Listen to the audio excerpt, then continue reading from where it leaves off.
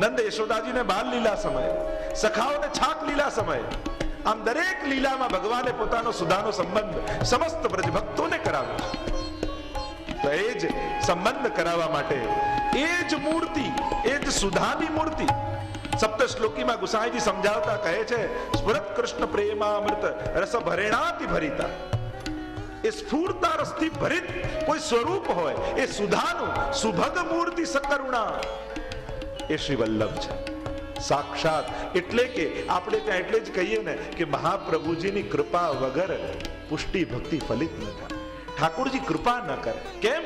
કારણ કે વલ્લભ પોતે સુધારૂપ છે અને જ્યાં સુધી એ શરણમાં નથી લેતા, સુધા સંબંધ બ્રજ ભક્તોનો નથી થતો, ત્યાં સુધી રાસમાં એમનો પ્રવેશ થતો નથી. એમ જ મહાપ્રભુજીના શરણે આવ્યા પછી, બ્રહ્મ સંબંધ લીધા પછી જ જીવ ઠાકોરજીની સેવાનો અધિકારને પ્રાપ્ત કરે છે. એટલે કે વલ્લભનો સંબંધ જ ભગવત ભક્તિના અધિકારની પ્રાપ્તિનો દ્યોતક છે. એમની કૃપા થકી આ જીવ લૌકિકમાંથી અલૌકિક બને છે, જીવમાંથી વ્રજભક્ત બને છે અને વ્રજભક્ત બન્યા પછી જ કૃષ્ણને પામી શકાય છે. કૃષ્ણને પામવા માટે વ્રજભક્ત બનવું જરૂરી છે અને આપણે બધા જ શ્રી વલ્લભના શરણે જઈ અને વ્રજભક્ત બનવાનો પ્રયાસ કરીએ. આપણી તકલીફ એ ન જાણવાનું બધું જ જાણી લઈએ અને જીવનમાં જે જાણવા આવ્યા છે એને જાણી શકતા નથી. માણસની તકલીફ એ જો શ્લોકો ગોખાવા પડે, ગાળો કોઈને શીખવાડવી પડે કે બેટા બે ચાર તો શીખી લે, ઝઘડો થાય કામ લાગે. કોઈને કોઈ શીખવાડતું નથી, છતાં બધાને આવડતી હોય છે. જીવનની તકલીફ જ એ છે, જાણવા જે જીવ ભગવાને આ ઇન્દ્રિયો જેને જાણવા પામવા આપી, આ બુદ્ધિ આ મન. જો સાધારણ દેહ અને માણસના દેહમાં ફરક જ એ છે. આંખો દરેકને આપી, પણ માણસને એવી આંખો આપી છે કે જોવા માત્રથી પોતાનો ઉદ્ધાર કરી શકે છે. કે આ જ આંખોથી ભગવાનને જોઈ કેવલ કેટલા એવા જીવો ઇતિહાસમાં લખાયા, દર્શન કરતા કરતા ઉદ્ધાર પામી ગયા. અનેક મેરો મન ગિરધર છબી પર અટક્યો અને નાચતી નાચતી એ આગ્રાની વારાંગના કૃષ્ણદાસ અધિકારી કીર્તન ગાઈ રહ્યા છે અને નાચતી નાચતી ઠાકોરજીને જોતા જોતા ઠાકોરજીમાં સમાઈ ગઈ. આંખ દ્વારા ઉદ્ધાર. આપણે તો લોકો અફસોસ કરે, 11 ઇન્દ્રિયો બધી બંધાઈ જઈએ, ફસાઈ જઈએ. અરે ના, આ બધા એક એક ઉદ્ધારના સાધનો છે. કાન બધાને મળ્યા, દરેક યોનીને. માણસને એવા કાન મળ્યા છે, કાન દ્વારા પોતાનું કલ્યાણ કરી શકે છે. કથા સાંભળી સાંભળીને અને એ સાંભળતા સાંભળતા જેમ પરીક્ષિત મહારાજ જીતા જીવંત ભગવાનને પામી ગયા, એમ ઉદ્ધાર માટે ખાલી કાન કાફી છે, ઉદ્ધાર માટે કેવલ આંખો કાફી છે. ઉદ્ધાર જીભ બધાને છે. માણસને એવી જીભ આપી છે કે જીભમાંથી એકવાર ભગવાનનું નામ પોકારે એ છેક ભગવાનના કાન સુધી જાય. બાકી તો રામ રામ તો પોપટ પણ બોલે છે, પણ એ જાણતો નથી રામ કોણ છે. પણ માણસના મુખમાંથી માણસ શ્રેષ્ઠ છે. બડે ભાગ માનસ તનુ પાવા, સુર દુર્લભ સત ગ્રંથ હી ગાવા. કેમ કહ્યું? આને કારણે કહ્યું કે એની પાસે જે એક એક ઇન્દ્રિયો છે ને એ બધી ભગવાન જોડે કનેક્ટ કરાવી શકે છે. આ જીવ જેનાથી કૃષ્ણ કૃષ્ણ કૃષ્ણ કૃષ્ણ જ્યારે મુખમાંથી નીકળે, આપણે ત્યાં તો વાર્તા સહિતમાં સુવાનો અને પ્રસંગ આવે છે, અખંડ ભગવત નામ લે છે.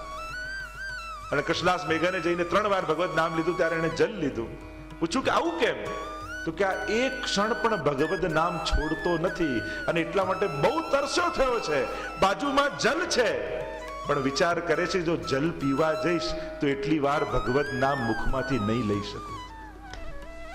અને 3 વાર આ બોલ્યા અને કાનમાં પડ્યું ત્યાં સુધીમાં જલ લઈ લીધું, જેથી ક્ષણવાર પણ ભગવત નામ છૂટ્યું નહીં. અને ત્યારે એમને મદ હતો કે હું ભગવત નામ બહુ લઉં છું, એ ઉતરી ગયું. અને એટલા માટે એક ભિખારી પર રાજા ખુશ થઈ ગયો, તો તું માંગે આપો. એને કોઈ ભીખ માંગવાનો સોનાનો કટોરો આપો ને. એની દશા તો બદલાઈ પણ માંગવાની વૃત્તિ ન બદલાય. ઘણા એવા હોય છે, કૃપા થાય એની દશા સુધરે પણ ક્યાંક ને ક્યાંક કોઈ ને કોઈ ક્ષણેની વૃત્તિઓ તો બહાર આવી જ જતી હોય છે. એ વૃત્તિઓ માણસને ઘણીવાર નડી જતી હોય છે એના સત્કર્મમાં, એની સાધનામાં, એની ભક્તિમાં. અને આ વૃત્તિઓ તો કેવલ શ્રી યમનાજીત સ્વભાવ વિજયો ભવેત વદતિ વલ્લભ શ્રી હરે. હરિરાય મહાપ્રભુજીને અતિશય સ્નેહ શ્રી વલ્લભ માટે છે. અને વલ્લભે જેટલો શ્રમ આ દૈવી જીવોના ઉદ્ધાર માટે કર્યો કે તારા માટે મહાપ્રભુજીએ એક ધોતીને ઉપરનો ધારણ કરી અને નથી જોયો તાળ, તડકો, વરસાદ, ખુલ્લા ચંડારવિંદથી 3 વાર ભારતની આવી દુર્ગમ યાત્રા મહાપ્રભુજીએ કરી તારા માટે. અને તું એમની કૃપાને ભૂલી આ તુચ્છ પદાર્થોને મેળવવા માટે ક્યાં ક્યાં ફાફા મારી રહ્યો છે. એ દેવતાઓ પણ તને ધિક્કારે છે. આવી જા પાછો શરણમાં. મારો શ્રીનાથજી બાવા તો નિકુંજના દ્વાર પર ઉભો રહી તને ઊંચો હાથ કરીને બોલાવી રહ્યો છે, આવ મારી શરણમાં, આવ મારી શરણમાં, હું તારા સકલ મનોરથોને સિદ્ધ કરી આપીશ. અને એક વસ્તુ સમજી લેજો, ભગવાનથી વધારે આ દુનિયામાં કોઈ આપવા સમર્થ નથી. ગમે તેટલી કોઈની લોકવાયકા હોય, કોઈનું સામર્થ્ય બતાવવામાં આવતું હોય, કોઈની એડવર્ટાઇઝ વધારે કરવામાં આવતી હોય, પણ જો ભરમાયા કલયુગમાં તો ભટકી જશે. અને એટલા માટે શ્રી હરિરાય મહાપ્રભુજી આપણને ચેતવી રહ્યા છે અને કહી રહ્યા છે, તામુખ પનૈયા કૂટીએ જબલ કૂટિયા. એના મુખમાં તો જોડા મારો. કે આવો મૂર્ખ માણસ, આવો સમર્થ બન્યો, આટલું સામર્થ્ય આપ્યું મહાપ્રભુજીએ, ઠાકોરજીએ, છતાંય ક્યાં ક્યાં ભટકી રહ્યો છે ભિક્ષુકની જેમ. વલ્લભ તો મારા પ્રાણ છે. અને જેમ પ્રાણ નીકળી જાય પછી દેહમાં કંઈ બચતું નથી. પછી ગમે તેવું મહાપુરુષ હોય, સાધારણ હોય, પણ પ્રાણ નીકળ્યા પછી દેહની બધાની સમાન ગતિ થતી હોય. ભલે કોઈ ચંદનના લાકડામાં બળે કે કોઈ સાદા લાકડામાં બળે, છેલ્લે તો રાખ જ થવાની. એ પ્રાણ છે તો આ દેહની કિંમત છે.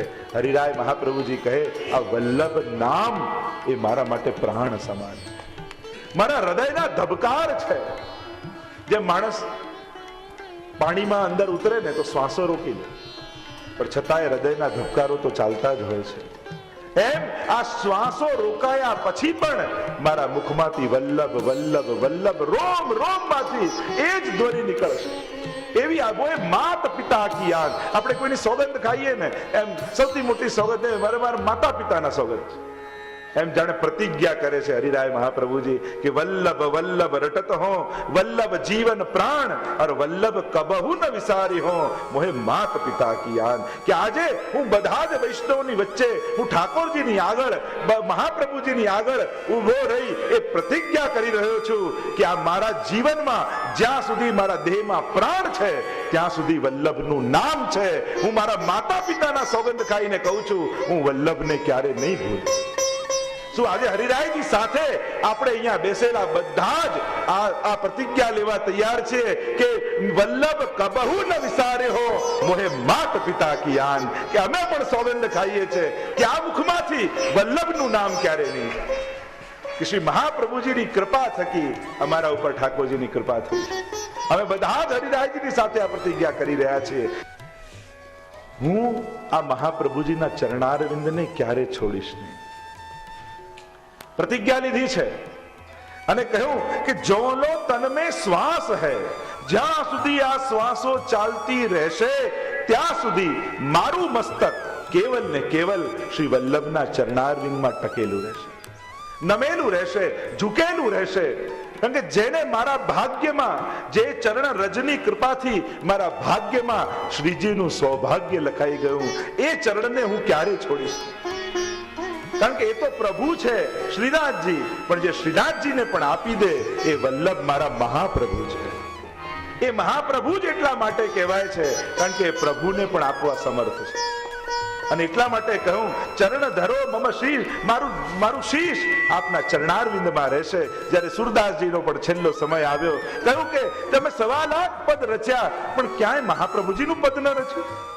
કહ્યું કે મેં તો વલ્લભને જ ગાયા છે, કેવલ નામ પ્રભુનું ધર્યું છે. છતાંય તમે કહો તો આજે પદ ગાઉં અને મારા 1.25 લાખ પદોના ફલરૂપ માનજો. અને ત્યારે કહું, દ્રઢ ઇન ચરણન કેરો ભરોસો. મારો ચરણારવિંદમાં સંપૂર્ણ ભરોસો છે. યદંગ્રી નખ મંડલ પ્રસુત વારી પીયુષ વરાંગ હૃદય કલી સ્તૃણમેવ તુચ્છીકૃત. જે સપ્ત શ્લોકીમાં આપણે ગુસાઈજી કહે છે કે યદંગ્રી નખ મંડલે, આપના ચરણારવિંદના નખચંદ્રમાંથી જે પ્રકાશ આવે છે એનાથી જ આ આખો પ્રકાશ પથરાયો છે.